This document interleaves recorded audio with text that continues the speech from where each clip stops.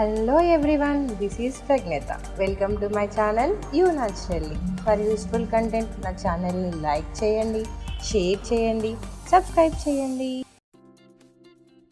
మనం అరటిపండు తిని తొక్కలో ఏముంది కదా అని పడేస్తూ ఉంటాం. బట్ అరటిపండు తొక్కల్లో మొక్కల గ్రోత్కి యూజ్ అయ్యే చాలా న్యూట్రియంట్స్ ఉంటాయి. బనానా పీల్స్లో కాల్షియం ఉంటుంది. ఇది మొక్కలు ఎక్కువ నైట్రోజన్ని తీసుకోవడానికి యూజ్ అవుతుంది. అండ్ వీటిలో మ్యాంగనీస్ కూడా ఉంటాయి. ఇది మొక్కలకి ఫోటోసింథసిస్లో యూజ్ అవుతుంది. బనానా పీల్స్లో సోడియం కూడా ఉంటాయి. ఇది మొక్కల సెల్స్ మధ్యలో వాటర్ మూవ్మెంట్కి యూజ్ అవుతుంది. వీటిలో మెగ్నీషియం అండ్ సల్ఫర్ రెండు ఉంటాయి. ఇవి రెండు క్లోరోఫిల్ ఫార్మేషన్కి యూజ్ అవుతుంది. మనం బనానా పీల్స్ యూజ్ చేసి 2 టైప్స్ ఆఫ్ ఫర్టిలైజర్స్ ప్రిపేర్ చేసుకోవచ్చు. ఈ ఫర్టిలైజర్స్ని ప్రిపేర్ చేసుకోవడం ఈజీ అండ్ యూజ్ చేసుకోవడం కూడా చాలా ఈజీ. మనం బనానా పీల్స్ ఎండబెట్టి పౌడర్ చేసుకోవాలి. మనం దీన్ని ఎక్కువ క్వాంటిటీలో ప్రిపేర్ చేసుకొని స్టోర్ చేసుకోవచ్చు. మనం వీటిని మొగ్గలు వచ్చే టైంలో ఇచ్చినట్లయితే పూలు అండ్ కాయలు ఎక్కువ వస్తాయి. తీసుకొని చిన్న చిన్న పీసెస్ లా కట్ చేసుకోవాలి.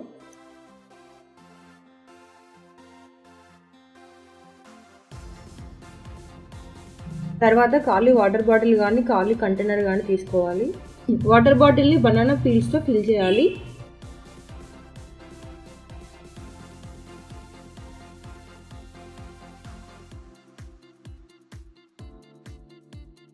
తర్వాత వీటికి వాటర్ యాడ్ చేయాలి.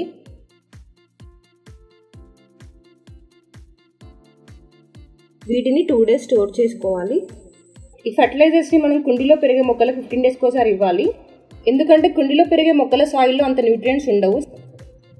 సో మనం వీటిని 15 days ఒకసారి ఇచ్చినట్లయితే సాయిల్లో న్యూట్రియంట్స్ పెరుగుతాయి. దీనివల్ల మొక్కల గ్రోత్ కూడా చాలా బాగుంటుంది. దీన్ని మనం 1:1 రేషియోలో ఇవ్వాలి. 1 గ్లాస్ ఈ ఫర్టిలైజర్ ఇచ్చినట్లయితే 1 గ్లాస్ నార్మల్ వాటర్ ఇవ్వాలి.